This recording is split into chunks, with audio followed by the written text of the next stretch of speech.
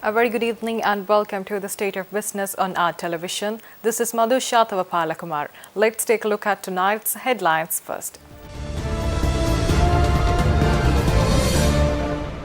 President allocates 9,000 million rupees for drought relief activities.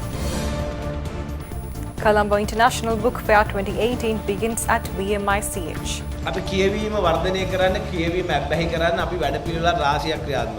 Now the stories in detail.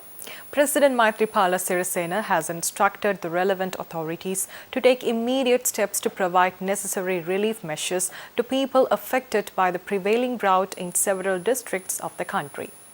The President, following a discussion held with the Prime Minister and the Minister of Finance, has allocated 9,000 million rupees for these relief activities. Nearly 420,000 people have been affected by drought in the North Central province, and the assistance of the Triforces has been obtained to provide relief, including drinking water facilities and dry rations. According to the Cabinet decision, 2,000 million rupees has been allocated for these relief activities per month. Already steps have been taken to release the total amount of money to the district secretaries. The program to provide relief measures to the drought-affected people commenced yesterday in the areas of Mahavilachya, Dunumadalava, Alapathagama and Oyamaduva. The program of distributing drought relief will be held until tomorrow. The President has also instructed all concerned parties to pay their immediate attention to offer instant relief to problems faced by the public as a result of the severe drought. Further, President Sirisena requested all media institutions to join hands to provide relief to the drought-affected people. Information regarding the affected people and distribution of donations can be obtained from the relevant district secretaries. The 20th Colombo International Book Fair, organized by the Sri Lanka Book Publishers Association in cooperation with the Ceylon Booksellers, Importers and Exporters Association and the All Island Booksellers Association, began in Colombo under the patronage of Minister of Education Akila Viraj Karyavasam this morning. The book fair comprises publishers, importers and retailers of books in English, Sinhala and Tamil, as well as stationery, offering their products at a 20% discount, while several stalls in the bargain section offer discounts of up to 80%. The fair also features a kids' corner with arts and craft activities. Over the 10 days of the exhibition, a series of book launches and literary discussions are expected to be held, while cultural events including dramas and musical performances organized by the Ministry of Cultural Affairs will also take place. This year's book fair features an ancillary education and career guidance exhibition at the BMICH's Delegates Lounge. The exhibition is open to the public for 12 hours from 9 a.m. to 9 p.m. daily until 30th September at the BMICH. It is notable that the entrance fee for the fair will be credited in its entirety to the Darudiriya Scholarship Fund, which provides scholarships to selected impoverished students around the country from grade 1 until they conclude their university education. අපි කියවීම වර්ධනය කරන්න කියවීම අබ්බැහි කරන්න අපි වැඩපිළිවෙල රාශියක් ක්‍රියාත්මක කරනවා. කලන මිතුරු පොත් සුමිතුරු කියන වැඩසටහන අපි පටන් ගත්ත ගිය වසරේ ඒ කියවීම වැඩි කිරීම සඳහා අබ්බැහි කිරීම සඳහා අපි තරග පවත්වන්නත් තීරණය කරනු ලැබුවා. ඒ අනුව පොත් 50ක් කියවපු කෙනෙකුට අපි දෙනවා සිල්වර් මෙඩල් එකක්. පොත් 75ක් කියවපු කෙනෙකුට දෙනවා අපි ගෝල්ඩ් මෙඩල් එකක්. පොත් 100ක් කියවපු කෙනෙකුට අපි ප්ලැටිනම් මෙඩල් එකක් දෙනවා. මේක ਵਿਚාරයක් ලියලා ඒ අපේ මගේ අමාත්‍යාංශයේ නිලධාරීන් ක්‍රමවේදයක් හදලා දැන් මේ වෙනකොට මේ වසරේ සිට මේ වැඩපිළිවෙල ක්‍රියාත්මකයි. වැඩිම පොත් කියවපු 100 දෙනෙක් අපි විදේශ ශිෂ්‍යත්ව ලබා දෙන්න පාසල් දරුවන්ට මම මුදල් වෙන් කරලා තියෙනවා. මේ වසරේ අවසාන වෙද්දී එන වසරේ ජනවාරි වෙද්දී මේ රටේ වැඩියෙන්ම කියවපු පාසල් ශිෂ්‍යාවන් 100 දෙනෙකුට අපි විදේශ ශිෂ්‍යත්ව ලබා දෙන්න කටයුතු කරලා තියෙනවා. Guest of honor of the inauguration ceremony, Gil Caldicott, Country Director of British Council, addressing the gathering, made the following remarks with regard to the importance of reading and creating a literate society.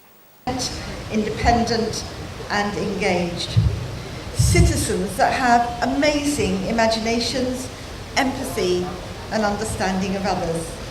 And so how do we achieve this? Reading. And reading for pleasure is an important component in building a healthy, and I mean mentally healthy, happy and tolerant society. It stretches our imagination, It encourages us to think differently. It encourages us to develop empathy and shared understanding, to make sense of the world, to escape, to feel good and to dream, to learn and to develop skills and expertise. And I believe the song that the children were singing earlier, as books are my eyes, or we see the world differently through our experience of reading. The British author Neil Gaiman once said in a speech, "Fiction has two uses.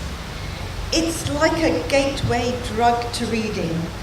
The drive to know what happens next, the want to turn the pages, the need to keep going, because you have to know how it all ends. And secondly, because it forces you to learn new words, think new thoughts, and to keep going. Once you learn that, you are on the road to reading everything and anything, and reading is the key." The Colombo District Bus Operators Association and the National Consumer Network organized a joint media conference to protest against the decision to increase bus fare from midnight yesterday. Speaking at a media briefing held in Colombo recently, they noted that the country does not need an institution that only operates to increase bus fares, but one which also takes into consideration bus owners as well as the desire of passengers.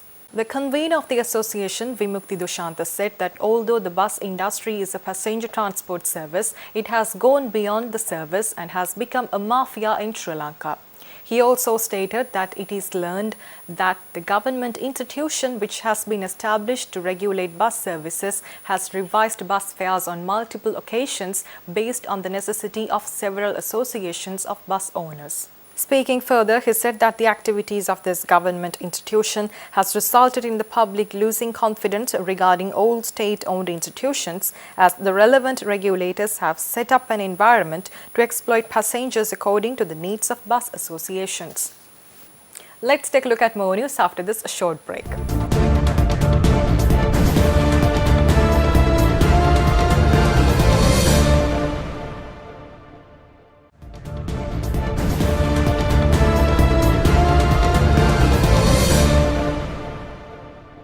Welcome back. Gateway Graduate School and Soul Sounds Academy joined hands in a unique initiative by launching the degree in Business and Music from the University of Adelaide, Australia in Colombo last evening. The first year of the degree will be completed in Sri Lanka and will consist of business-related modules taught by Gateway and music-related modules taught by the Soul Sound Academy. On successful completion of the first year, students will receive an international diploma in business and will also qualify to go into the second year of undergraduate studies at the University of Adelaide, whereby they will be able to complete a degree in business and music.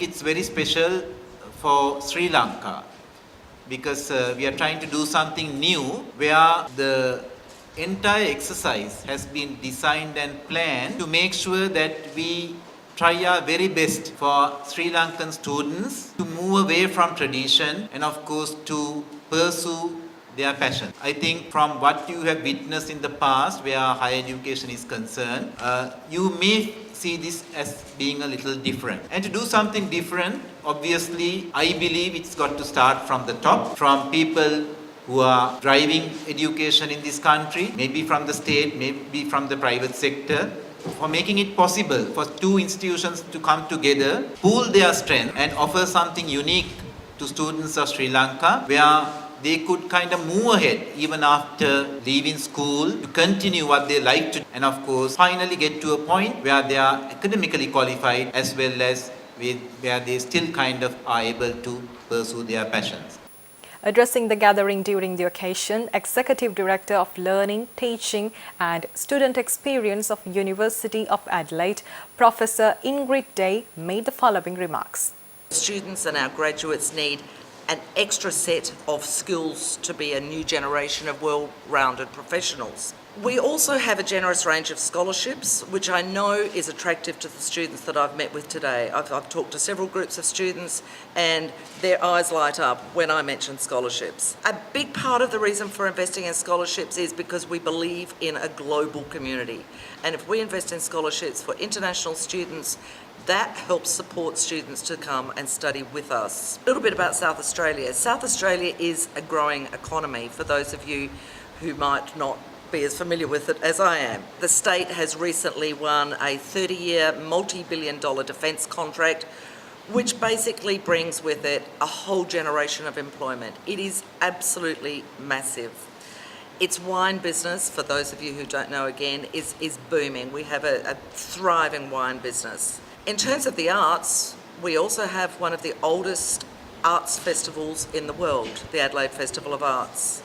We have the Guitar Festival. Are you familiar with our Guitar Festival? Yes. We have a rapidly growing and hugely successful Cabaret Festival. We have a Fringe Festival. And of course we have cricket. And we have the Adelaide Cricket Ground. There's a lot, I think, that we can celebrate and enjoy together. Now let's take a look at a few top stories of the day in brief. Former President Chandrika Bandaranaike Kumaratunga became the first Sri Lankan in almost 7 decades and the first ever Sri Lankan woman to be awarded the prestigious Medal of Commander of the Legion of Honour, the highest rank of the National Order of France. His Excellency Jean-Marie Chou, Ambassador of France to Sri Lanka and the Maldives, presented the Medal of Commander de la Légion d'Honneur on behalf of His Excellency Emmanuel Macron, President of the French Republic, at a special function held at the residence of the Ambassador. The Minister of Plantation Industries, Navin Dissanayake, visited Poland recently.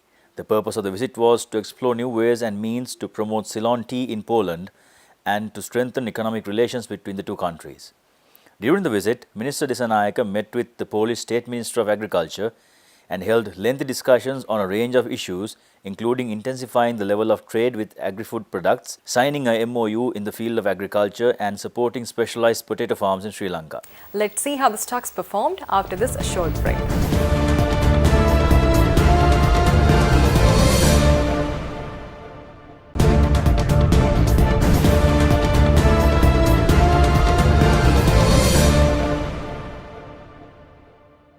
Welcome back. Trading at Colombo Stock Exchange ended on a negative note today.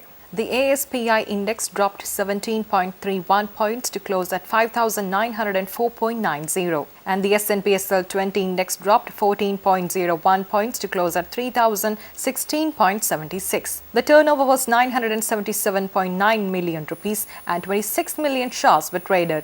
Next is Forex trades.